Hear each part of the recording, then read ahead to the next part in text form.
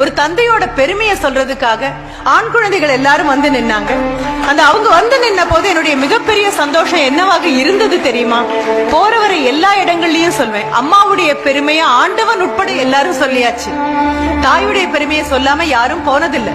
அது மனித உருவத்துல வந்திருக்கக்கூடிய தாயாக இருந்தாலும் சரி, அல்லது பூனையோ நாயோ காக்காயோ குருவியோ, எந்த இனத்துல தாய்மையை ஏற்றுக்கொண்ட அந்த பெண்ணாக இருக்கக்கூடிய எல்லாவற்றையும் புகழ்ந்து புகழ்ந்துதான் காலங்காலமா பேசிட்டே வரும். ஆனா தந்தை அப்படின்னு சொல்லக்கூடிய ஒரு நபர் குடும்பத்தினுடைய வேர் மாதிரி இருக்கக்கூடிய நபர். யாரும் இந்த வேரை பாராட்டினது கிடையாது.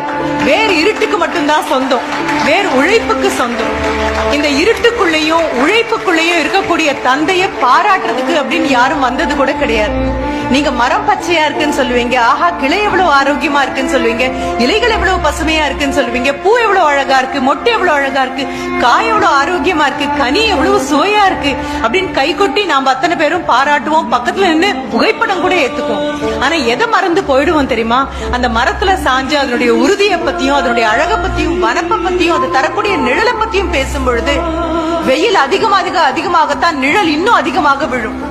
வாழ்க்கை இன்னும் கடுமையாகும் போதுதான் இருட்டுக்குள்ளேயும் வெளிச்சம் இல்லாத, கைதட்டல் இல்லாத, பாராட்டு இல்லாத பாறாங்கல்லுக்கு இடையில புகுந்து புகுந்து போராடி வேர் ஓடினா மட்டும்தான் அந்த மரம் அப்படி நிக்க முடியும். உண்மையாகவே அப்பாவோட இன்னைக்கு காலையில சண்டை போட்டுட்டு வந்த குழந்தைங்களாக இருக்கலாம். இந்த அப்பா எப்பவுமே இப்படிதாம்மா, நான் என்ன பண்ணாலும் என்ன பாராட்டவே மாட்டேங்கிறாருன்னு அம்மா தோல்ல சாஞ்சுகிட்டு கண்ணை கசக்கிட்டு வந்த குழந்தைங்களாக இருக்கலாம். இந்த அப்பாட்ட நான் பேசவே மாட்டேன் அப்படின்னு சொன்ன குழந்தையாக இருக்கலாம். இரவு நேரத்துல காலையில கடிந்து கொண்டு போன அப்பா மாலையில் பொழுது சாஞ்சாச்சு, நாம தூங்கிட்டோம், தூங்காம தூங்குற மாதிரி நடிச்சிட்டு இருக்கும் போது என்ன பண்ணா, சாப்பிட்டானா அப்படின்னு அம்மாட்ட வந்து கேட்கும் போது உங்களை பத்தி ரொம்ப கோபமா திரும்பி படுத்துட்டு இருக்கான். அம்மாவுக்கும் அப்பாவுக்கும் நடக்கக்கூடிய உரையாடல் காதுல கேட்டாலும் அப்பா கிட்ட கோபம் இருக்குன்னு திரும்பி படுத்துட்டு தலையணைக்குள்ள முகத்தை புதைச்சுக்கிட்டு வந்து என்ன தொடட்டும், தலையை தடவி கொடுக்கட்டும் அப்படின்னு காத்துட்டு இருக்கக்கூடிய குழந்தைங்க உட்பட அத்தனை பேருக்கும் இங்க மேடையில ஒரு தகப்பனுடைய பெருமையை சொன்ன பொழுது கண்டிப்பாக கண்ணோரத்துல ஈரம் கசிஞ்சிருக்கும்.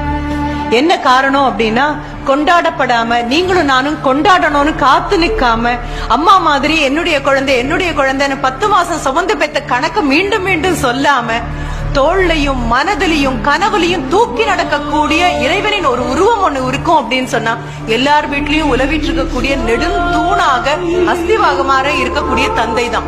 எல்லார் மனதுமே ஒரு ஈரம் கசிஞ்சிருக்கும். அப்பாக்களோட கோவப்படாத நாட்கள் உண்டா, அப்பாவோட சண்டை போடாத நாட்கள் உண்டா? ஆனாலும் அம்மா எத்தனைதான் தோல்ல சாச்சுக்கிட்டாலும், அம்மா எத்தனைதான் இடுப்புற தூக்கி வச்சுக்கிட்டாலும், அம்மா எத்தனைதான் பார்த்து உணவு கொடுத்தாலும் தாண்டி போகும்போது அப்பா செல்லமா ஒரு தோல்ல ஒரு தட்டு தட்டினாரு அப்படின்னா ஒரு மாசத்துக்கு தாங்குவோம் தான்.